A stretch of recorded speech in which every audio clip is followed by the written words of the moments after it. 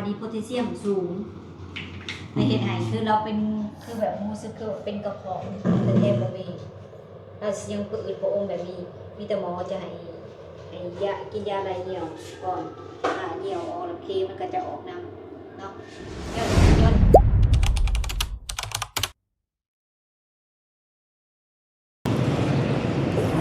ครับพี่น้องเห็นเนาะกราบทักทายสบายดีพ่อแม่พี่น้องเบอร์สุขุสู่คนพี่น้องเอ้ยว่าสิอยู่ในและก็ต่างประเทศเนาะก็ยินดีต้อนรับเข้าสู่ช่องบ่เตียงทองบ้านนาคือเก่าอีกแล้วพี่น้องเอ้ยมื้อนี้บ่เตียงก็พาตุ้เมมาห้องหมออีกแล้วเนาะพี่น้องเนาะพอดีเพิ่นเมื่อยๆอีกแล้วพี่น้องเอ้ยบ่ฮู้ว่าเป็นจังไดเนาะ ที่จริงนะหมอนัดนะวันที่9แต่ว่ามาก่อนพี่น้องก่อนสิฮอดหมอนัดสวัสดีจ้าบายพี่น้องเอ้ยสบายดีจ้าสบายดีสบายดีเนาะสบายดีเป็นอะไรสบายดีมิตู้เป็นยังไงเลือดไปตรวจนี่เป็นยาเครื่องกระเพาะ อันนี้อยากจะปวดเกิดประกอบเนี่ย ใส่ไปแล้วประมาณ กระเพาะขึ้นนี่แหละตัวน้ำใสแล้วพี่น้อง ใส่แล้ว มีแต่อ้วกโอ้ยอดกินข้าวหุงเลย ต้องกินกับห้างอันนี้ บ่ลำไส้เฮาบ่นั่นมันเคยไปกินข้าวเหนียวกันยังมันแข็ง น้องนั่น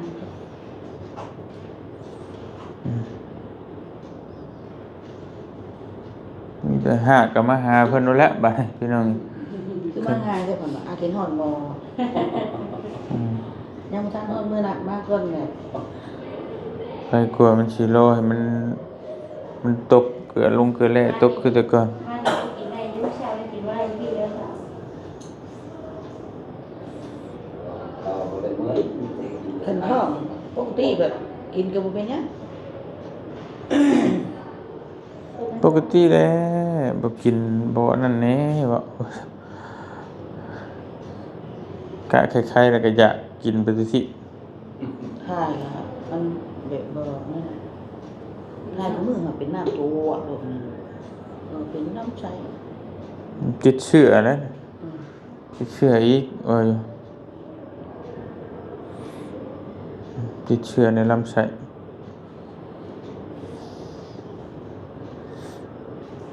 ลำไส้เป็นบาดเด้พี่น้องเขากินแนวนั้นนึงก็โจบแล้วความดัน171บ่ กินทุกมื้อคือมันนั่นบอกคนดังมันมือก็ลง130ปกติมันจะ150ดาว ขึ้นลงๆเท่านั้นคำไปเนี่ยมันขึ้นรถกับเฮาไปหันไปนี่ขึ้นรถนี่ก็ขึ้นรถมาไกลแล้วนี่ก็เมื่อยนี่เพิ่นบ่ไปบุญธาตุมันมายังเมื่อย ห่าวไปฮอดบุญบ่พี่น้องเอ้ย มาถือหัวยุ่งด้วย ฮู้บ่ได้แนวมันทีนั่น ขับรถไปท่าเดี๋ยวออกมานั่งในรถไม่ได้ไปใช่หรอก บ่ไปแต่มันเปลี่ยนอากาศไปเนาะบ่ว่าจักมันหยังสมปิสมพันธ์คนก็ไอ้อัดขี้พุ่นขี้เพื่อยมันบ่แม่นแนวสิไปถึกไว้นั่นเพิ่นให้อยู่ที่ธรรมชาติบ่เหมาะเมะในเฮือนในชาติแต่คนปกติไปก็ยังเมื่อยเติบนึงตากแดดตากลม ป้าก็ไปไหวท่านมานอนบ่นอนม่วนกลางเว้นนอนก็รับงานใดก็รับ เฮาเป็นคนบอกนะในตู้ไว้เลยถ่านถึงใช้ใบถ่านให้นอนมันเป็นก็นอนขึ้นกลางคืนก็นอนคืน จะได้ปรุงหัวได้รับเด้อน อนคือลืมกินแน่บัดกินน้ำกินหยังได้ไปนอนกินน้ำเดี๋ยวมันขาดน้ำ พุกเอากินยาก็พุกเอาเดี๋ยวเวลาพุกเอาเดี๋ยวนอน เดี๋ยวมันบางเทื่อนอนเลอะยาวเลยมันพอบ่ได้กินน้ำกินหยังนะมันสิขาดน้ำขาดนั้นเราต้องกินน้ำ เช้านี้เอาเนี่ยว่าบ่ยันรับน้ำสิรับแทนสายแท้ก็บ่ทันก็นอนตื่นมา นั่งอยู่ ถ้าหัวยันรับ จักคำเว้าแหล้วมันบ่รับก็บ่ดีเนาะรับก็บ่ดีบ่ บ่รับไปหายากินเดี๋ยวช่วงหนึงก็นอนบ่รับมันกินยา นอนรับ เพิ่นเป็นแตงยาให้ก็บ่กินซะดอกยานั่นน่ะนอนสบาย มันปกติเลย ขึ้นก็นอนก็กินก็นอน เอาเมื่อให้กินนะมันปกติมันอหย่างมันปกติทุกอย่างมันก็นอนรับ ซาเอ้ยเบิ่งบาดนอนแบบเย็นเนี่ยนอนหลายปืนสิมาถามไหมบัดตื่นมาตู้จะนอนรับบ่คืนนี้รับเหรอยังรับคือเก่าอยู่ ก็จุกจังหาก็นั่นแหละ นั่นล้ำใช้นั่นอยู่แล้ว หาปกติ ก็ถือว่าสิรับตลอดนะรับนอน เห็นแล้วนอนมีหลายก็ตื่นมาก็ถามแล้วรับบ่อยู่รับ สองมื้อเพิ่นต้องจุด2วันจุดหักแล้วนะ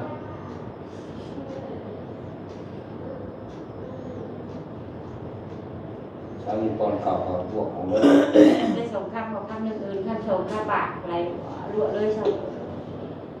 แต่ที่นี่ได้หนักได้หนักเนาะ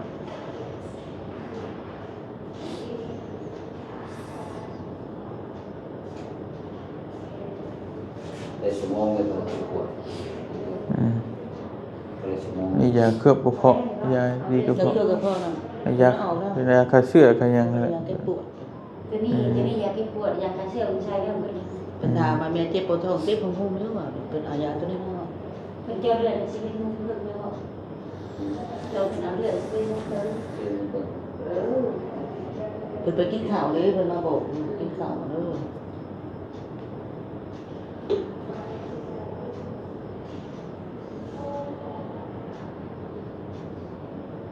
หาห้องจะได้แม่นอนมันว่าแม่บ่ได้นอนเด้อว่าเพิ่นหัวเจ็บกันว่านอนให้จะเอายามาใส่ให้จะก็จะมื้อว่าจัง บ่มีห้องบ่ห้องเต็มบ่ ก็ได้หยอกนี่นะ ห้องเข้าว่าเข้าแม่อะไรนี่ก็นอนแต่ห้องประจ แม่บ่ได้นอนเด้อแม่มากวดให้เด้อว่า ำนี่สอง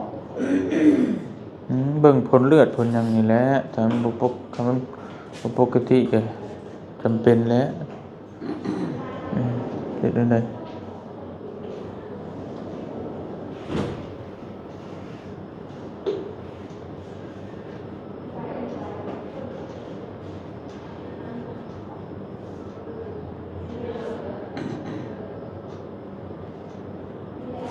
เนาะปลดออกแล้วเนาะคิดว่ามัน แล้วข้าง มันข้างสิคิดว่าอย่างนี้ เปิดอาญามาเตี้ยมากินยาความดันถ้าได้กินมานี่ว่ะ อืม แม่กินเดี๋ยวแม่ห้างออกผมไม่ได้ทันกินเอาถูกยาได้มากินยาเราให้มาแล้ว เด้อมันแห้งแล้วมันก็แพ้ร่างกายธรรมดาคือเขาเว้าแหล้วต้มชาต้มหยังอันนั้นกินกว่าแต่มันปกติอยู่ก็ดีแต่มันเห็นมันลงแบบธรรมชาติจะกินดูบ่บ่ชาตัวสีเขียวหวาน กินจนมือไหนมันกินน้ำได้กินอยู่ ๆแต่นั่นแหละลดความดันเบาหวานไขมัน กินไม่ได้วัน 3อย่างเลย เพราะว่าในนั้นจุกไม่ได้กินไม่ได้วันกินในห้างกินมันกับลูกท้องไรหนูดีเนาะ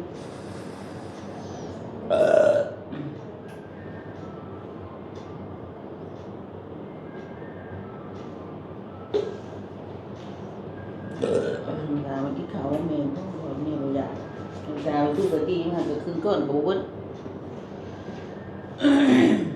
ว่าจะอยากได้จะนี่จะได้ที่ไอ้เจ้าบ่หักมันเป็นยังดูอย่างเรื่อยอันนี้ข้าวนี้คำบวกเยอะมันไปบวกชื่อเขาหรอในสำนีใครอยู่ไม่ได้ห้าง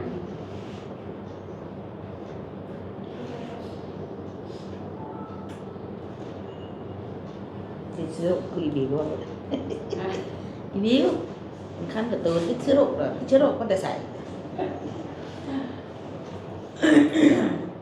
คิดชื่ออันนี้ชื่ออันนี้กระเพาะมันเป็นบาด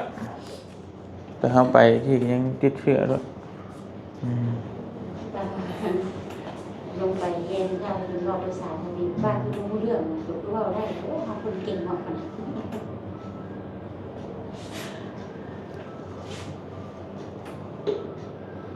ยังเมื่อยบ่ได้เมื่อยบ่หยังติเมื่อยปานนั้น tôi không kín khẩu mà chui thoát mà nó có đi kín khẩu có phục đi rồi มีหยังบ่กินข้าวก่อนก็ได้พยาบาล จะหิวข้าวคือมื้อนั้นนี่ พอดีเนาะ มันเที่ยงแน่นี่แหละท้องห้องจอกเจาะ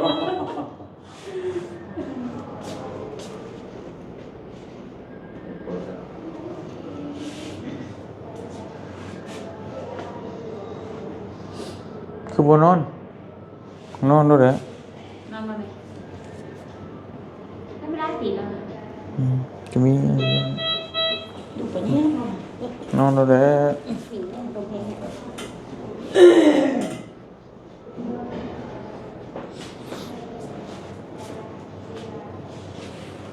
ใส่ยาพี่น้องเอ้ย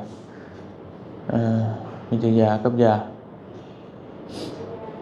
ใส่ยากับบ่เช้าเฮ็ดได้ได รถยาเกิดกระเพาะ อืม ดียาเกณฑ์ปวด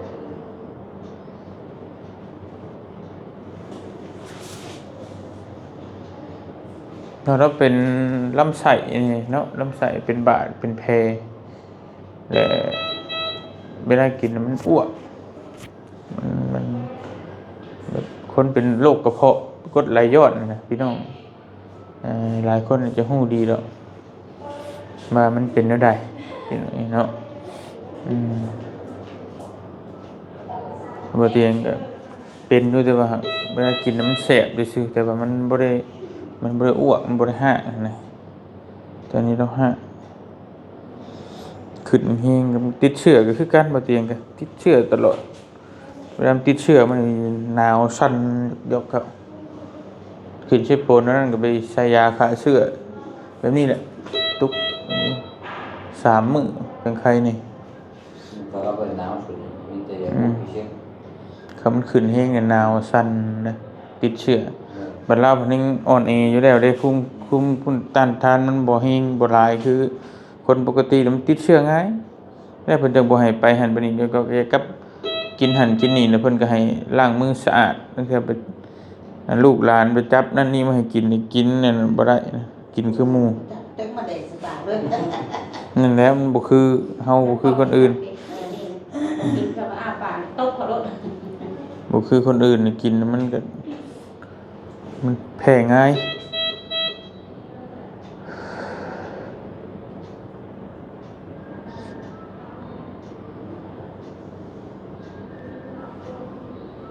เจ้าของเราบ่อยู่บ่มัน ลูกมัน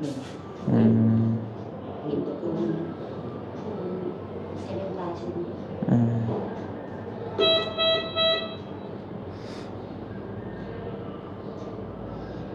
กันเห็นแล้วว่าเวท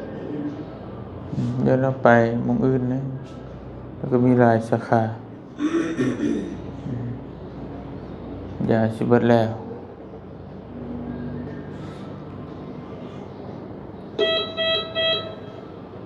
ปอกปอกปอกปอกปอกพอกินแล้วมันยากเนาะกินลงแล้วมันจะอ้วกแล้วก็เอาใส่เข้าทางสินเนี่ยขาเสื้อสบายโดยสบายดี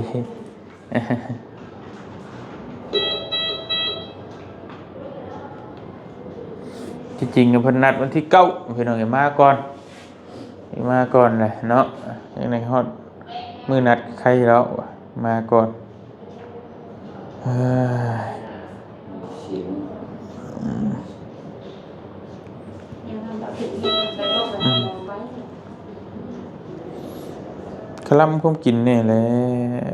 พยายามเลยตัวนี้กินนี่แหละสำคัญอดกินไปเนี่ยอ่อนๆมันยังไป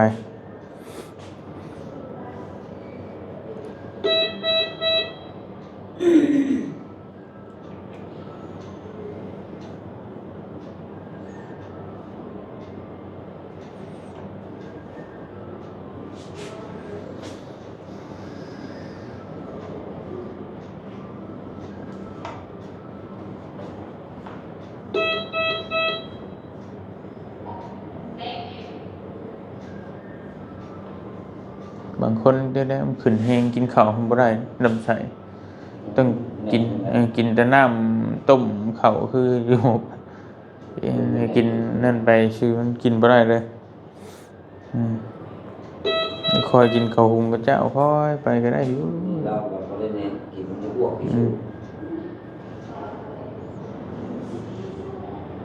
ตาม เป็นเสียงโผล่นิดเดียว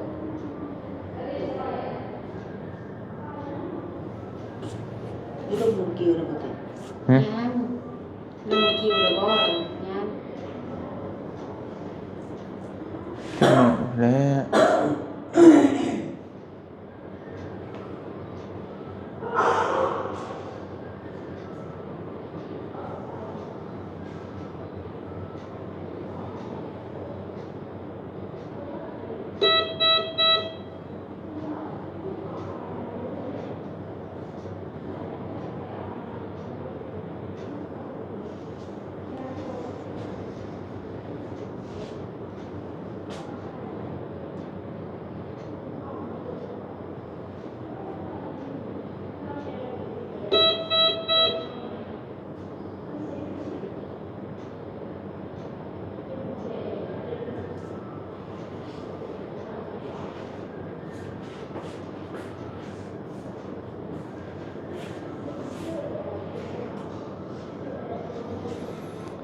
พังมือยาเบิดจักหน่อยพี่น้องเอ้ยเนาะ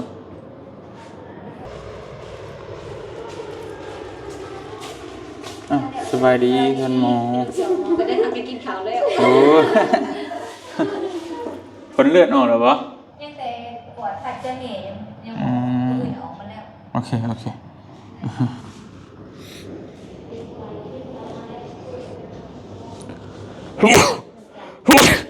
ฮะ มันแต่ปกติอยู่โดนตาม อืม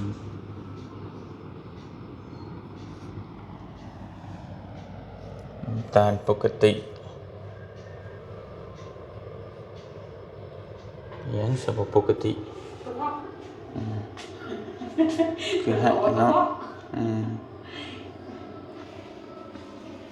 เวลาน้ำใสถ้ามันเป็นเพลเป็นยางแล้วเขากินได้แล้วมัน อืมมันบาดมันระคายเครื่องเออ เป็นสุดนี้แล้วมันมือให้เราแค่ปวดหักก็กินบ่ได้ซื้อ แล้วเป็นไหนกินจืด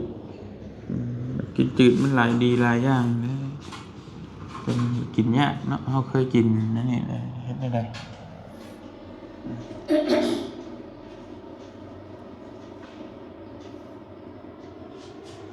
เบิดระเบิดด้วยจ้ะ แล้วเป็นว่าปิดไม่ได้มันตาคือว่าออกเลยนาทีกับนาทีนั่งเนาะ ยาเบิดแล้วได้ผมมาออกนั่นบอก โดยดีนะ คือเอาเข็มมาอีกที่ชักต่อบ่ บ่อันนี้เขาแบบคนเจ็บนอน อืม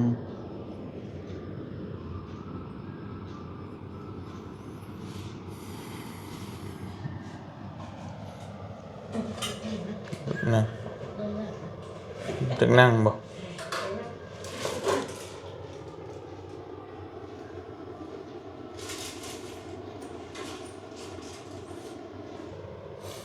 กระเพาะลำไส้ขึ้นอืม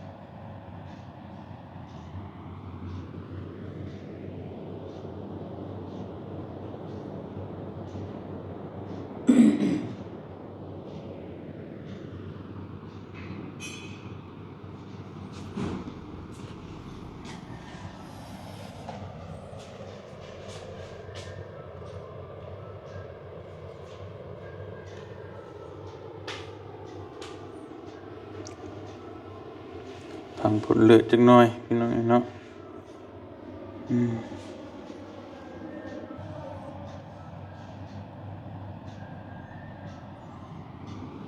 เป็นหลายอย่างกินเนี่ยตัวนึงเนี่ยตัวนึง ที่รักกับกระเพาะนี่แหละสำคัญกินหยังก็เนี่ยก็มักขลังสองอย่างเวลาเขากินแล้วมันมีแต่อ้วก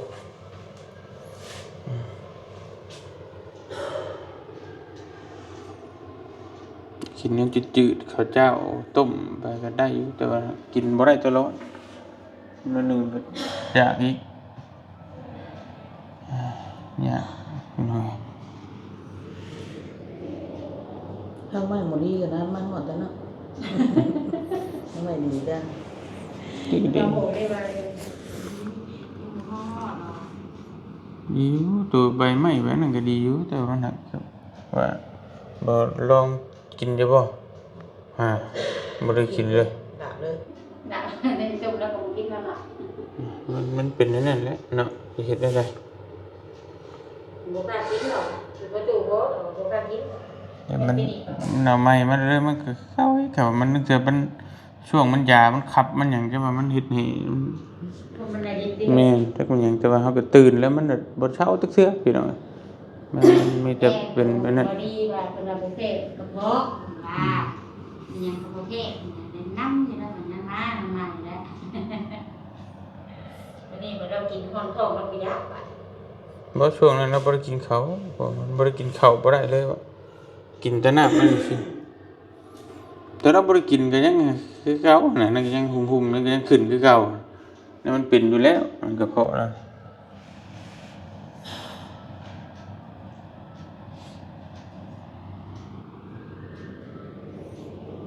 บ่ได้กินดอกมื้อเลยครับสิเฮ็ดได้แหละมีแต่แนวนั้นเป็นจังไดต้องจิบไปทีละเล็กทีละน้อยให้อยู่ช่วยกัน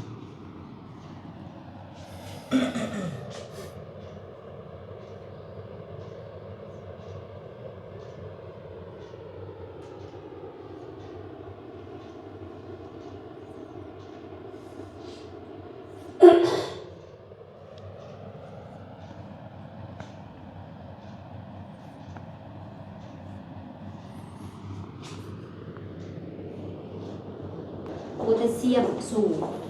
บัดนี้ตอนนั้นน่ะ วันนี้สูง ตอนนั้นโซเดียมขาดมาบัดนี้โพแทสเซียมสูงในเฮ็ดให้คือเราเป็นคือแบบรู้สึกคือเป็นกระเพาะแต่แทบบ่มีเรายังอืดบ่อมแบบนี้มีแต่หมอจะให้ยากินยาอะไรเหี่ยวก่อนเหี่ยวออกแล้วเคมันก็จะออกน้ำเนาะย้อนธาตุโพแทสเซียมหลายมันจะเป็นแบบนี้เนาะตอนหันโซเดียมบ่พอตรงนี้โพแทสเซียมเกินแต่ความจริงหมอก็อยากให้นอนนั่นแหละแต่ว่าเพิ่นว่าได้เพิ่นก็บ่อยากนอนมีแต่ว่าให้กินยาแลมึงก่อนน้ำเหี่ยวท้าเราได้ก็อย่างเมื่อมีแต่ว่าเมื่อเฮือนแล้วให้ตวงน้ำเหี่ยวให้ว่าเหี่ยวเท่าใดน้ำมื้ออื่นตรงได้มาปวดเบิ่งคืนว่าทานเกลือแห่โพ คือ แทสเซียมมันลดลงแล้วบ่ คือบ่นอนเบิ่งก่อนเนาะเพราะว่าก็ยังสิได้ยังบ่มากวดคือเก่าให้เพิ่นใช้ยาให้เพราะว่าเมื่อนั้นเฮาก็บ่จักก็ได้มาคือเก่าอีกเนาะ แห่ อืม ไปมาโพแทสเซียมขึ้นหลายขึ้นหลายบ่ จาก5.5มันขึ้น 6.3 ก็ขึ้นหลาย ปกติแล้วมันเท่าไหร่โพแทสเซียม 5.5 อ๋อ แต่วันนี้มันก็เป็นได้ในกรณีคนเจ็บที่มีปัญหาเกี่ยวกับไขลังมันก็แบบนี้แหละบุญหนึ่งกับโซเดียมลด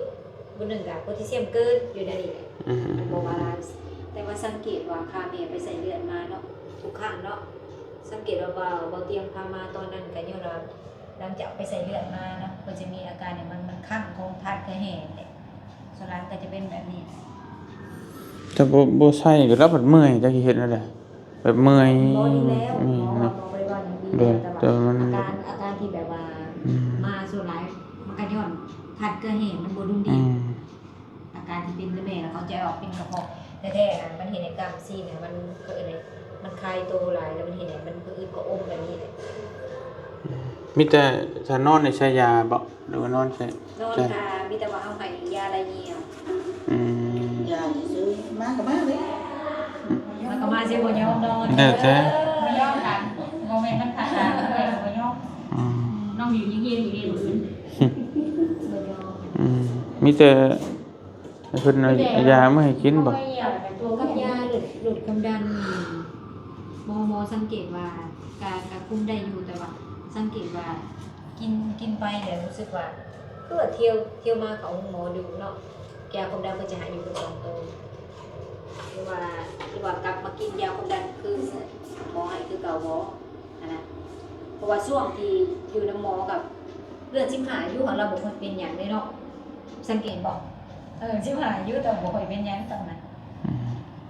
ตอนนี้เลือดแล้วเท่าไหร่ก็ตอน 19.7ตอนนั้นมาซาวลงนิดนึง นิดนึง สรุปเลยมีแต่ว่าหมอจะเอายาให้กินแล้วก็เบิ่งหลายอยู่รักเดียวหลายอยู่เอียวเอาเอียวที่นี่ได้ทำจะให้ยาอะไรเหี่ยวคือขาเหี่ยวออกลายน้ำจีนอะไรเงี้ยถ้าโพแทสเซียมมันลดลงจาก6.8ก็สิลดลงเรามือต้องมากด ช้ำอีกติ แต่ว่ายาอะไรเหี่ยวมันก็ให้มันอาจจะบ่พอมันจะเป็นยานี่แต่ว่าอย่างเมื่อแล้วบ่นี่ เมื่อยอยู่ มีแต่กินเอาบ่รู้ว่าใส่แบบนี้บ่ หมอจะให้กินยาก่อนเบิ่งก่อนว่ามันออกหลายอยู่บ่มีแต่เมื่อแล้วตัวให้ว่ามันออกหลายจังไดหลังจากหมอให้ยาไปนะเป็นยากิน โอเคนั่นก็ได้ได้วันละบ่อยากอยู่ ประมาณชั่วโมงนึงแล้วก็เอายามากินแล้วมื้อกลับมาคืนนะโอ้ยบ่อยากนอนจักดี โอเคนั่นน่ะขอบใจเด้อหมอเด้อขอบใจเด้อ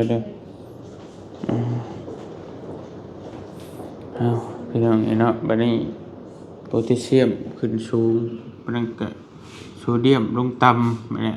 มันสิ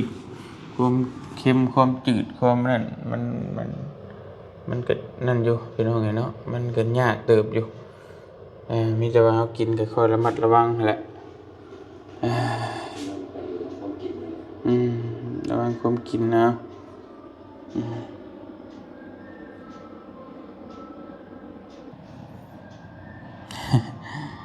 เอา6.5 บ่มันก็ขึ้นบ่หลายปานใดเนาะแต่ว่ามันเท่ากันไว้ยามอันตรายแหละแม่น 5.5 ใช่ไหมคือกันกับน้ำตาลเฮานี่นะก็คือว่าน้ำตาลเฮามันขึ้นหลายก็บ่ดีตกหลายก็เมื่อยก็มันบ่ได้นะต้องให้อยู่ในพอดีสินะมา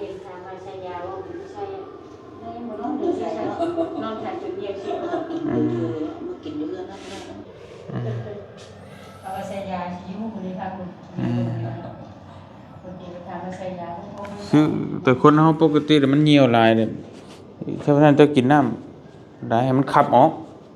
ให้มันขับออกหลายๆก็เบิดนะนี่ยันเราคือว่าแล้วนี่เรานอน2 มื้อเรานอนหลายแล้วมันบ่ได้กินน้ำมันบ่ได้ค่อยเหี่ยวมันอังนะมันบ่ได้ขับออกนี่แหละมันเป๊ะเลยเพิ่นมันต้องให้กินตลอดบ้านนี่เราก็นอนชื่อได้นอนค่ะชื่อน่ะมื้อแต่บ้านประชาชนนอน เฮานอนบัดนี้เฮาแม่เฮาลืมกินน้ำแล้วเฮาบ่ได้เฮาบ่ได้เหี่ยวบัด กินบ่ได้หรอก มันกินข้าวเนาะมันกินเท่าบ่ได้ผมปกติก็กินได้อยู่